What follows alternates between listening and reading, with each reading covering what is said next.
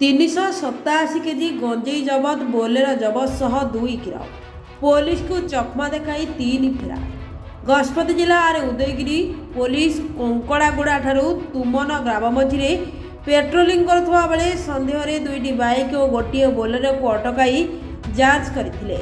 बोलेरोर खानतलासी बेले से 3 क्विंटाल 87 केजी गंजेई मिलता।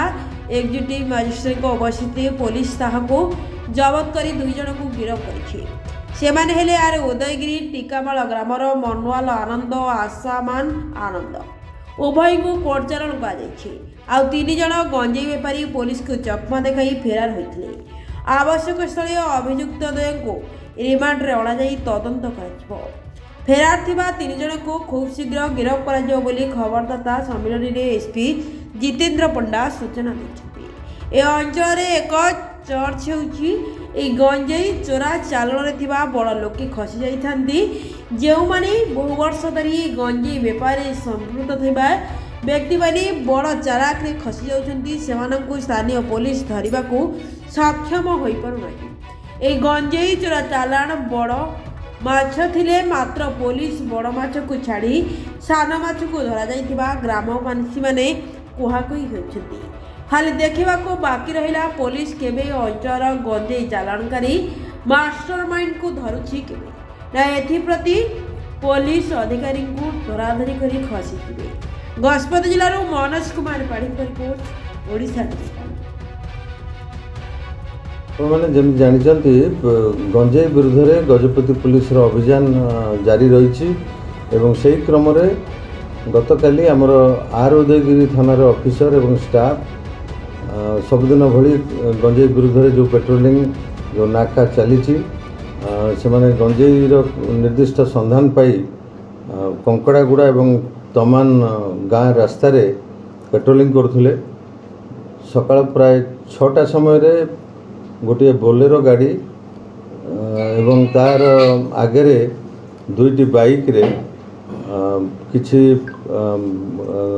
माने गंजेई चोरा चालान करुवा लोक से रास्ता रे बोलेरो एवं बाइक रे गंजेई नहीं जाउथवा समय रे से माने से बोलेरो को एवं बाइक को अटकेवा को चेष्टा करथिले।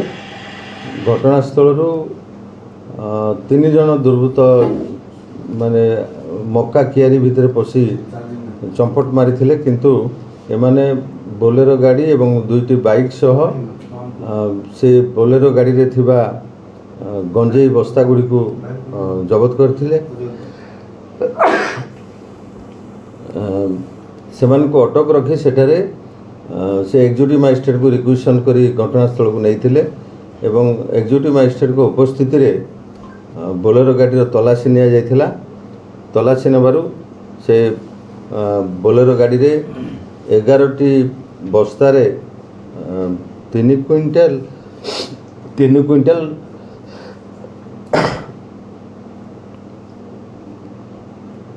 11टी बस्तारे 3 क्विंटाल 87 किलो गंजेई थिबार देखा जाइथिला। ताकू सेठारे एक्जिक्यूटिव मजिस्ट्रेट एवं साक्षी मानक उपस्थिति रे ओजन करा जाइथिला। या व्यतीत गोटे होंडा कंपनी रो बाइक एवं गोटे हीरो होंडा स्प्लेंडर दुईटी मोबाइल सेमान को पोजीशन रु जबत करा जाइथिला। आर उदयगिरी थाना रे एनडीपीएस धारा रे 167 नंबर केस रजिस्ट्री करा जाइछि। सेमान को गिरफ करा जाइछि। 2 जन दुर्बृत्तों को गिरफ करा जाइछि एवं सेमान को आज कोर्ट चालाण करा जाउछि। अन्य जो दुर्बृत्त घटनास्थल रु खसी पड़िचंती सेमान को खूब शीघ्र धरिया पई व्यवस्था करा जाउछि। एवं से गंजेई से माने को जगह रु आनुथिले एवं कोठी की नउथिले मझिरे मध्यस्थी किए थिले ये सब बाबद रे हमर तदंत जारी रही। आगामी दिन में आम पाखे जो सूचना गुड़िक रही से सूचना आधार रे व्यापक भाव में ये गंजेई चोरा चालान को बंद करने आमर अभियान जारी रहिबो। किंतु से माने कोठी के नउथिले काहा पाखु नउथिले काहार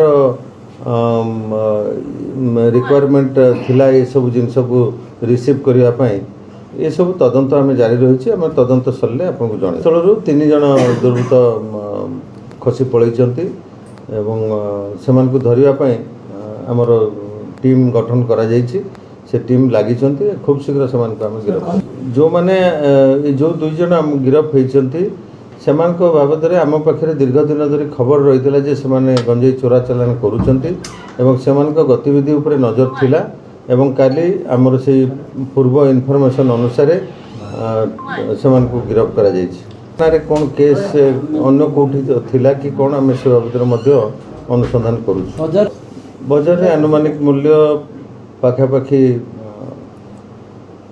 6 लाख ऊर्ध्व हम सर आपण सेमती कथा नुहे घटना देखु गंजेई